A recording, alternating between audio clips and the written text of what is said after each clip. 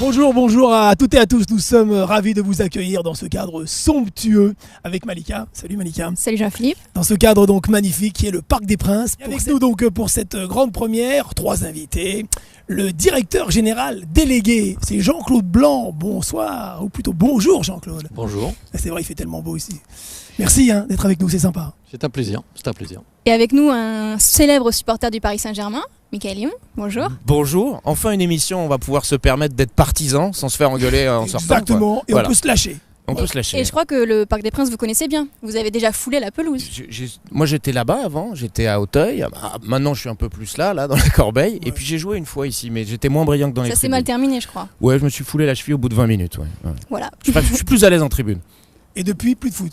Si, mais pas dans d'aussi beaux écrins, quoi. Bien sûr. Et Arnaud Ramsey, notre expert, journaliste, spécialiste du foot. Salut Arnaud. Bonjour. Mardi soir, c'était la première journée de la Ligue des Champions et le Paris Saint-Germain est allé jouer en Grèce face à l'Olympiakos. Un Paris Saint-Germain convaincant, efficace, qui a marqué 4 buts. D'ailleurs, c'est je crois la première fois que le Paris Saint-Germain en Ligue des Champions marque à l'extérieur 4 buts. A priori, ça semblait à leur portée. Olympiakos. En Grèce, le Paris Saint-Germain lançait donc cette semaine sa campagne européenne. Moins de 20 minutes de jeu face à l'Olympiakos. Cavani ouvre le score. Paris pense avoir fait le plus dur. Mais 10 minutes plus tard, Vladimir Weiss se joue de la défense parisienne. L'Olympiakos égalise et Paris se met à douter. On a une équipe qui est bien rentrée dans ce match, nous un peu moins, et c'est sûr qu'ils ont mis beaucoup de pression avec l'aide de leur public. En seconde période, les Parisiens vont trouver la formule gagnante. Corner de Lavezzi, tête de Thiago Motta. Paris prend l'avantage. 5 minutes plus tard, on reprend les mêmes. Lavezzi au corner. Thiago Motta à la finition. Une formule qui se décline. À 3 minutes de la fin, corner de Thiago Motta. Cette fois pour la tête de Marquinhos. En seconde mi-temps, on a joué beaucoup mieux. On a su presser et récupérer la balle beaucoup plus rapidement. Je pense qu'il faut qu'on continue comme ça. 4-1 à l'extérieur. De la confiance avant d'affronter Benfica et Anderlecht, les adversaires d'un groupe qui semble à la portée des Parisiens. N'hésitez pas à réagir sur le Twitter, le hashtag Paris le club. Mickaël, vous étiez au Pirée? Oui, j'ai la chance. Vous avez eu la chance d'assister en direct dans le stade. Effectivement, j'ai pas vu la fin du match parce que j'étais avec quelqu'un qui n'aime pas du tout les embouteillages. Donc on est parti, on était déjà dans l'avion alors que le match était en train de se terminer. Ah donc vous êtes parti en avion privé aller-retour? Oh, écoutez, on n'est pas là. C'est confortable. S'il vous plaît, pas d'étalage.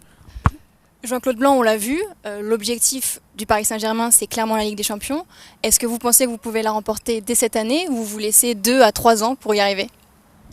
Alors, c'est l'objectif ultime, sachant qu'on est en train d'essayer de transformer le club, qui est un club historique, même s'il n'est pas très ancien, une 40aine d'années de vie, essayer d'en faire un des très grands d'Europe, un des plus grands d'Europe. Et quand on se fixe cet objectif, il faut aller chercher dans un délai raisonnable la plus grande des compétitions, qui est la Ligue des Champions. Qu'est-ce que c'est un délai raisonnable alors justement? Dans les 3 à 5 ans qui viennent, aller soulever cette coupe, c'est un objectif que l'on se fixe. Arnaud, est-ce que c'est raisonnable? Est-ce que c'est possible que le Paris Saint-Germain, soyons même ambitieux, puisse s'imposer dès cette année ou c'est trop tôt? C'est possible et c'est indispensable, pas forcément cette année, mais la conquête, parce qu'on peut presque parler de marque pour le Paris Saint-Germain aujourd'hui, la notoriété et l'assise européenne viendra en gagnant la Ligue des Champions. Quart de finale l'an dernier, c'était bien, je pense que presque gagner le championnat de France aujourd'hui, ça devrait être presque une formalité pour le PSG, et gagner la Ligue des Champions d'ici 2-3 ans. On verra, ça sera on verra si Paris Saint-Germain arrive à enclencher la vitesse supérieure, et ça sera dans le concert des grandes équipes en gagnant la Ligue des Champions. C'est indispensable pour moi. Jean-Claude, ce groupe, on dit que c'est un groupe un peu facile, c'était favorable, donc Benfica, Anderlecht, Olympiakos. Benfica, on va voir quand même. Soyons prudents. Mais ça ne semble pas un groupe difficile. Est-ce que vous étiez soulagé au moment du tirage au sort? Quel était votre sentiment? Il faudra se méfier de toutes les équipes. On fera le bilan à la fin de la phase de groupe. On espère qu'on finira devant pour pouvoir continuer dans de bonnes conditions la suite de la compétition. Michael, vous, dès le début, en tant que supporter, vous n'auriez pas aimé une belle affiche, une grande affiche? Ah non. Arsenal, le Real? Non, tu sais, même gagner la Coupe d'Europe en battant que des équipes plus faibles, ça ne me dérangerait pas du tout. Non, je préfère vraiment Benfica, Olympiakos et Anderlecht que Arsenal, Naples et Dortmund, véritablement. Même pour le spectacle. Le spectacle, on va l'avoir en quart de finale, on va l'avoir en demi-finale, on va l'avoir en finale. Ce qu'on retiendra de l'année dernière, c'est quand même les 2 matchs contre Barcelone. Il faut les avoir le plus tard possible. C'est-à-dire rencontrer Barcelone en phase de groupe, c'est moins intéressant, je pense. Mais est-ce qu'avec des champions fait plus rêver que le championnat pour un fan, pour un supporter? Oui, évidemment, mais le championnat, c'est le quotidien, et puis la Ligue des Champions, c'est la Saint-Valentin. Donc, pour qu'il y ait une Saint-Valentin, il faut que tous les jours on s'aime. Voilà. Mais j'en parlais du championnat de France un petit peu. Eh oui, il y a déjà eu 5 journées jouées donc depuis le mois d'août. Résumé donc de ces 5 journées, ou plutôt des 5 matchs, bien sûr, joués par le Paris Saint-Germain. En début de saison, pour les joueurs du Paris Saint-Germain, il a fallu faire preuve de patience. Première journée, à peine 10 minutes de jeu, et c'est Montpellier qui mène 1-0. Parce qu'on fait une mauvaise entame de match, on encaisse ce but 1-0. Une fois qu'on est mené 1-0, après c'est d'autant plus difficile de revenir au score. Ce n'est qu'après 1 heure de jeu que grâce à Maxwell, Paris Saint-Germain égalise. Mais malgré la première apparition de Cavani dans son nouveau club, Paris doit se contenter d'un match nul. On joue tous les matchs pour les gagner. Ce soir, on l'a pas fait, donc on a fait le minimum. Voilà, on a pris un point. On va essayer de rattraper justement les 2 points perdus face à Ajaccio. Seulement face à Ajaccio, le même scénario se reproduit. Mené au score, le Paris Saint-Germain domine sans succès, malgré 38 tirs et 2 poteaux. On se demande comment on fait pour ne pas gagner ce match-là. Un gardien, un état de grâce et puis aussi quelques maladresses de notre part. Mais encore une fois, Paris s'est montré patient. À 3 minutes de la fin seulement, Cavani égalise. La première victoire de la saison, c'est à Nantes que le Paris Saint-Germain est allé la chercher. Cavani ouvre le score en première mi-temps, mais Nantes égalise. Paris se dirige alors vers un 3e match nul. Il faut attendre le dernier quart d'heure pour que Lavezzi donne 3 points au Paris Saint-Germain. C'était une victoire dans la douleur, mais ça reste une victoire. Et c'est important pour la confiance et pour la suite de la saison. Dans la douleur, comme face à Guingamp, alors que les supporters commencent à perdre patience, ce n'est que dans le temps additionnel que Rabiot délivre le parc.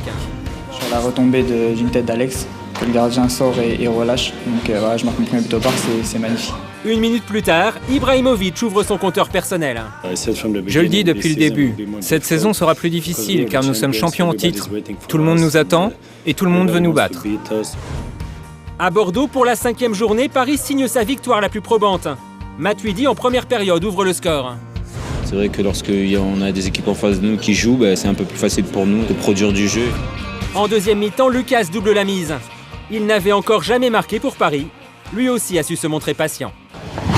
Arnaud, est-ce que le Paris, maintenant, le Paris Saint-Germain a trouvé son rythme de croisière après un début un petit peu hésitant? C'est un petit peu trop tôt pour le dire. Après, encore une fois, aujourd'hui, Paris doit, c'est presque un impératif, gagner chaque saison le championnat de France. L'an dernier, c'était que le 3e titre. Le départ, cette saison, a été un petit peu poussif. 2 matchs nuls.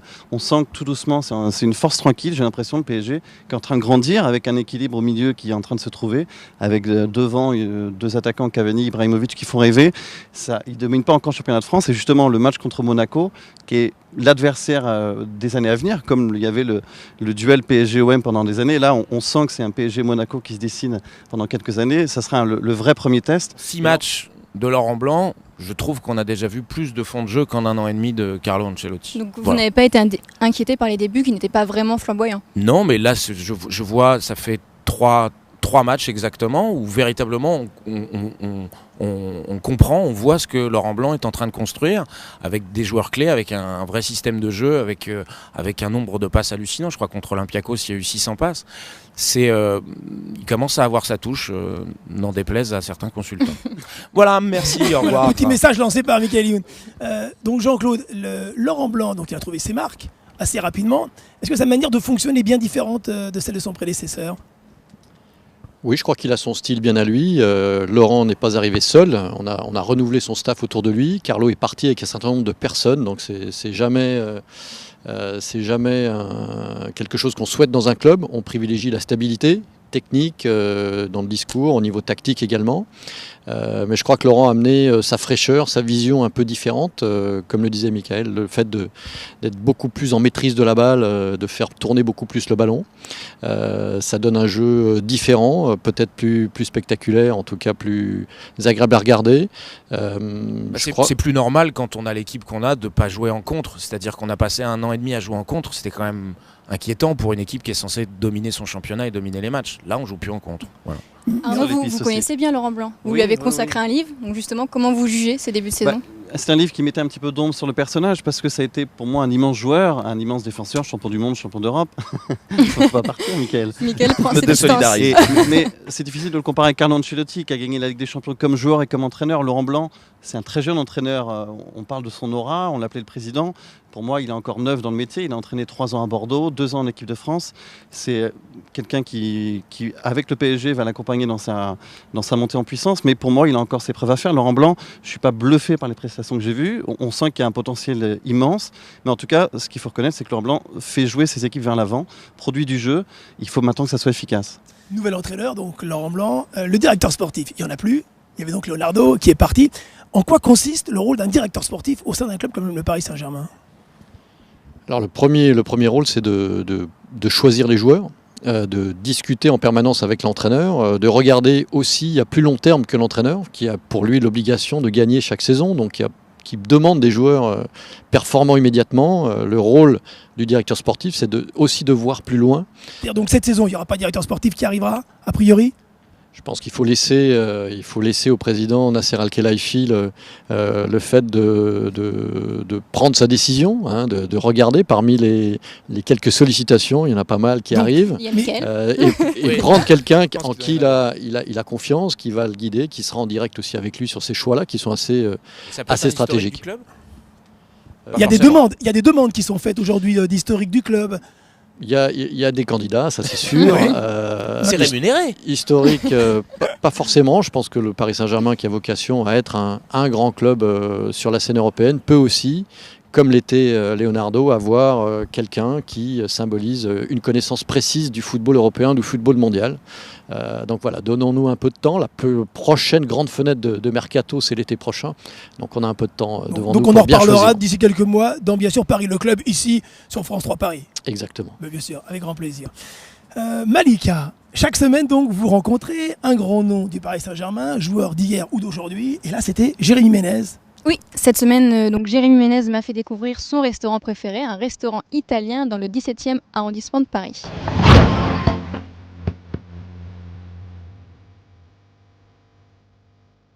Salut Jérémy. Salut, ça va? Alors pourquoi tu nous avais donné rendez-vous ici dans le 17e arrondissement de Paris? À quelques pas de la place de l'Étoile. En fait, je vais vous faire découvrir un resto que je côtoie régulièrement et on va passer un bon petit moment. C'est un restaurant italien, c'est ça? Un restaurant italien qui me rappelle un peu où j'étais à la Estrom en Italie, donc voilà, c'est pour ça que je me sens bien. Allez, on y va. On y va?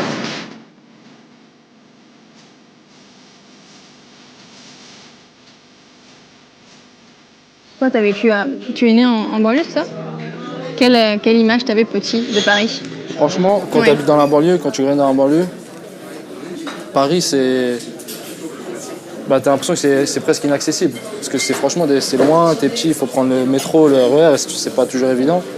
Donc j'ai envie de te dire que quand j'ai signé à Paris ici il y a 2 ans et demi, j'étais quelqu'un de la banlieue, mais je connaissais pas beaucoup Paris.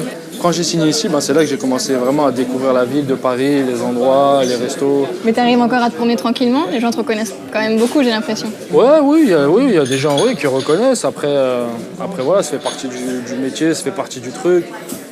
Et si on peut apporter un minimum de bonheur aux gens qui sont là, les passants, c'est toujours avec plaisir. Petit, tu supportais le PSG? Toujours. Toujours, peut-être. Toujours. Depuis que je suis tout petit. Non, j'ai eu une petite période où j'ai supporté Monaco, mais c'est quand j'étais vraiment jeune. Puis après, quand... Une erreur de jeunesse. Non, c'est pas une erreur de jeunesse, mais c'était les couleurs rouge, blanc, voilà. Mais une fois que j'ai commencé vraiment à m'intéresser vraiment au football, pour moi c'était PSG et depuis c'est toujours PSG. Tu disais que tu avais grandi en région parisienne, à Vitry? Ouais, à Vitry. Parce que justement maintenant tu as racheté un terrain? Non, en fait j'ai décidé de faire construire un city stade et les jeunes sont contents, donc moi ça me fait plaisir.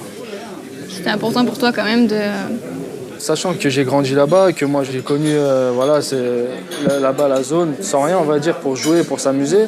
Et comme aujourd'hui je peux me permettre de le faire entre guillemets, je le fais quoi.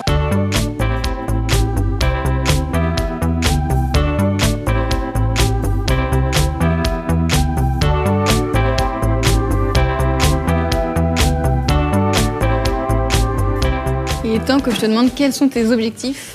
C'est déjà de gagner le championnat, encore cette année. Bien sûr, d'aller plus loin en Ligue des Champions. Et de gagner les deux coupes, Coupe de France, Coupe de la Ligue. Il faut qu'on se mette ça dans la tête, que ça soit un objectif. Tu as marqué pour ta première saison le 2000e but de l'histoire du club. Pour ta deuxième saison, tu as marqué le but qui a permis au PSG d'être champion. Tu réserves quoi pour la troisième saison ? Je sais pas, peut-être le but de la finale avec des champions. Je suis peut-être un porte-bonheur. C'est l'impression que ça donne en tout cas. Non, mais en tout cas, moi ça me fait plaisir. C'est toujours des petits détails, des petits trucs qui font plaisir. Et voilà, comme j'ai dit, franchement, je suis super heureux ici. Et j'espère que ça va durer encore longtemps, quoi. Bon, merci Jérémy. Merci à toi, très gentil. Et n'oubliez pas, vous pouvez donc intervenir, donner votre avis sur Twitter, le hashtag Paris le club. Maintenant, donc, nous allons parler avec Jean-Claude Blanc et toujours nos invités, Michael Youn et Arnaud Ramsey, de l'avenir de ce club-là. Il y a beaucoup de changements. D'abord, au niveau de l'appellation. L'appellation, c'est le Paris Saint-Germain ou Paris ? Je crois que quand on a la chance d'être un grand club de football, le seul dans une ville telle que Paris qui n'a jamais eu de grands clubs sportifs dans sa capitale, contrairement à beaucoup d'autres, New York, Madrid ou Londres, avoir la Tour Eiffel, le nom de Paris dans sa marque et ne pas capitaliser dessus, ce serait dommage. Donc on a souhaité bien sûr respecter la tradition. Saint-Germain n'a pas disparu, il reste présent dans la marque, mais Paris est bien mis en avant parce que on porte fièrement les couleurs d'une ville unique au monde. Le clan des loges ne s'appelle plus le clan des loges. Ça y est donc, aujourd'hui donc c'est Ooredoo, cet opérateur de téléphonie qatari, qui a donc payé et qui devient aujourd'hui le clan des loges. Mais c'est un faux problème ça. Alors le camp des loges, c'est toujours le camp des loges, puisqu'on se trouve à cet endroit. Mais dans le jargon, entre les joueurs, entre les passionnés. Mais on ne peut pas d'un côté avoir envie d'avoir des résultats et de l'autre côté se priver de ressources économiques. L'équilibre qui sera difficile à trouver pour vous, c'est ne pas froisser les historiques et essayer de garder l'âme du club tout en essayant de faire évoluer le club vers son statut de grand club européen, voire international. Oui, je pense que c'est pas tellement fâcher les historiques, c'est être fidèle à la tradition, aux racines de ce club, même si elles sont pas très profondes. On n'est pas à la Juventus, plus de 100 ans d'histoire, ou le Real, plus de 100 ans. On est dans un club jeune qui n'a pas eu énormément de résultats au palmarès pour l'instant, donc on essaye de rajouter des lignes, mais en préservant la tradition. Donc vous, Mickaël, en tant que supporter de l'Ondac, finalement ça vous dérange pas ces changements, vous y êtes favorable? C'est ce que disait Jean-Claude, du moment que l'équipe sur le terrain elle est à la hauteur, du moment qu'on ramène des titres au palmarès et des trophées. Moi j'ai même entendu dire du moment qu'on touche pas au nom le Parc des Princes. Le Parc des Princes demain il pourrait s'appeler le Parc Emirates ou le Parc Etihad. Puis le Parc des Princes, moi quand j'en parle avec mes potes, je dirais toujours le Parc des Princes. Il peut s'appeler. On est content de voir Thiago Silva, le capitaine du Brésil et du PSG, et qu'importe le nom du stade. Après ça restera, comme l'a dit Michaël, toujours le Parc des Princes. On a envie de voir des stars, comme le disait aussi Jean-Claude Blanc, c'est un spectacle. Le football d'aujourd'hui, le PSG est pionnier dans ce domaine. On peut faire tous les procès d'intention. Ce qui compte c'est les résultats. Et encore une fois, quand on a Ibrahimovic, Thiago Silva, Cavani et tous les autres, c'est inouï quand on se rappelle ce qu'était le PSG il y a 3-4 ans. Mais est-ce que c'est pas presque un changement d'identité ? Oui, c'est une révolution, mais il faut passer par là. Est-ce que le Paris Saint-Germain jouera toujours au Parc des Princes ? Oui, c'est notre souhait de jouer dans cette enceinte. D'ailleurs, les discussions avec la ville de Paris se poursuivent pour prolonger la concession qui est la nôtre aujourd'hui. Et éventuellement donc l'agrandir. Alors en tout cas, faire des travaux qui ont déjà démarré pour améliorer l'accueil de tous les publics. D'abord les sportifs, on va agrandir les vestiaires pour les deux équipes, pour les mettre dans de bonnes conditions. Non, que celui de droite, celui de gauche. On s'en fout, c'est cela, des visiteurs, c'est pas important. On va faciliter le travail des médias, on va refaire des nouvelles salles de presse, une zone mixte en fin de match un peu plus professionnelle qu'elle ne l'est aujourd'hui, pour que tout le monde puisse bien travailler, mais aussi avoir une qualité d'accueil qui nous permette de rapprocher aussi les gens des joueurs, rapprocher les gens de la pelouse, et donc on verra dans les prochains mois l'ensemble des grilles du stade se baisser pour que le Parc des Princes soit vraiment un lieu de communion entre le public et l'équipe. Très bien. Le choc, c'est demain, 21h. Paris qui reçoit donc Monaco. Nous allons l'évoquer dans une seconde. Et nous allons tout de suite faire un petit focus sur la star qui était attendue et qui confirme quel grand attaquant génial, c'est Edinson Cavani. Ce matin, à l'entraînement, il est le dernier à quitter les vestiaires. Un symbole, car Cavani le sait, à Paris, il est particulièrement attendu. 9 août dernier à Montpellier, l'Uruguayen foule pour la première fois une pelouse de Ligue 1. Premier pas du plus gros transfert jamais réalisé en France. Alors Cavani vaut-il 64 millions? C'est maintenant à lui de donner la réponse. C'est le début d'une nouvelle aventure pour moi. C'est une nouvelle étape dans ma vie et je vais donner le maximum, comme dans toutes les équipes où je suis passé. Meilleur buteur du championnat italien l'an dernier avec 29 buts, le Matador s'est vite adapté à la France. 3 matchs en Ligue 1, 2 buts, plus un autre en Ligue des Champions. Cavani est dans les temps et compte déjà ses premiers fans dans les loges du Parc des Princes. Une équipe qui doit se trouver, ce sont des personnalités, des individualités tellement fortes qui se trouvent, qui s'apprennent à jouer ensemble et ça va faire un feu d'artifice. Avec Cavani, sur 3-4 actions, c'est impressionnant. Demain soir contre Monaco, Cavani va jouer son premier choc de la saison. Face à lui, un certain Radamel Falcao, le deuxième plus gros transfert de l'histoire de la L1. 2 joueurs pour lesquels leurs clubs ont misé gros, 2 buteurs dont on attend beaucoup. Cavani, Jean-Claude, toute la presse en a parlé, 64 millions d'euros, le plus gros transfert jamais réalisé en France. Il doit marquer combien de buts pour être rentable? Cavani, je vous vois sourire. Non. Quelle question pourrie.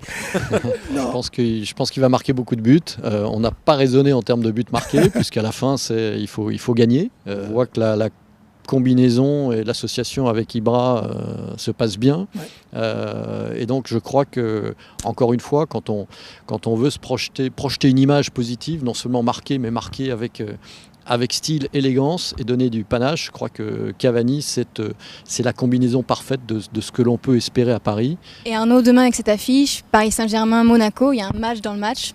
C'est Cavani contre Falcao. Oui, contre l'Uruguayen, contre le Colombien. Ils se sont rencontrés il y a quelques jours dans les éliminatoires d'Amérique du Sud. C'est les 2 plus grands transferts de l'histoire de la Ligue 1. Mais comme disait Jean-Claude Blanc, Cavani, c'est un physique, c'est une gueule, c'est un style. Et en plus, avec Ibrahimovic qui, à ce rythme, va finir meilleur passeur du championnat, ça va être extraordinaire. Et de voir la confrontation de Falcao-Ibrahimovic, on a dit effectivement. Mais Cavani, il s'inscrit aussi dans la logique, comme pouvait l'être Beckham, pour peut-être d'autres raisons, mais s'inscrit dans une logique globale de PSG, et pour les supporters, c'est incroyable. Du Paris Saint-Germain. Du Paris Saint-Germain. Ça va venir, Arnaud, ça va venir. Au bout de quelques émissions. Voilà. Michael, ce choc face à Monaco, vous l'attendez? Vous avez peur de Monaco? Vous êtes confiant? Je ne sais pas si c'est le choc, il arrive un petit peu tôt dans la saison. Ouais. En tout cas pour Paris, je ne sais pas si on a vraiment notre vitesse de croisière. C'est le plus gros concurrent. Je les vois pas terminer premier, mais c'est très difficile d'être objectif parce que forcément, je crois que je suis un petit peu partisan. Jean-Claude, comment vivez-vous les veilles de match en tant que directeur général délégué? Vous avez dans mon bureau. C'est dans le bureau de Michael. Non, vous êtes tendu, vous dormez bien, vous avez des petites habitudes? La veille d'un match? Non, pas de superstition particulière, mais en tout cas, l'attention aux détails. Je crois que le très haut niveau et la performance, elle s'atteint si on est très très attentif aux détails. Donc ça veut dire dans la préparation des joueurs, dans la motivation des joueurs, être sûr que tout se passe bien pour eux. Donc la priorité, elle est d'abord, bien entendu, sur le sportif. Ensuite, elle est sur l'organisation de la rencontre. Encore une fois, pour que cette soirée au Parc des Princes demain soir soit exceptionnel sous tous les aspects, que les familles puissent venir, que ça se passe bien à l'extérieur, qu'on puisse accueillir les gens dès l'extérieur avec des orchestres qui sont autour du stade, de l'animation qui est là pour que la soirée soit tout à fait exceptionnelle. Je suis venu en 1980 voir un PSG Metz, juste ici, c'était à Boulogne à l'époque, et je suis tombé amoureux de ce stade, de ce club, de ce rapport que j'avais avec mon père parce qu'il m'amenait au stade, et ce sont des moments uniques, magiques, et il faut les préserver, et c'est pour ça que c'est bien effectivement que le Parc des Princes soit un stade pacifié où maintenant on peut venir en famille. Ce serait bien si Jean-Claude pouvait faire quelque chose pour qu'il y ait un peu plus d'ambiance, et si on pouvait renouer le dialogue avec en tout cas les ultra intelligents, mais c'est vrai que c'est pas évident. C'est pas évident, je me mets à leur place, 2 morts c'est 2 morts de trop, et il fallait remettre de la paix ici, quoi. Avant de vous quitter, j'étais obligé de vous demander un pronostic pour demain, Mickaël. 3-1. Pour Paris, pour Paris, évidemment. Bien sûr. Non, mais ça je le dis pas. Arnaud, Arnaud? Allez, 2-1 pour le Paris Saint-Germain. Et Jean-Claude? Non, jamais de score annoncé, jamais, surtout pas. Ça marche jamais vraiment, donc je vais rien dire. Bon. Merci, ça y est. Nous avons donc lancé cette grande première. Bravo à vous. Merci Paris le club donc sur France 3 Paris. C'est tous les samedis à 12h50. On vous retrouve samedi prochain. Salut Malika. Merci. Salut Jean-Philippe. Merci messieurs. À très Merci vite. à vous. Merci Bye à bye. vous. Salut. Au revoir. Au revoir.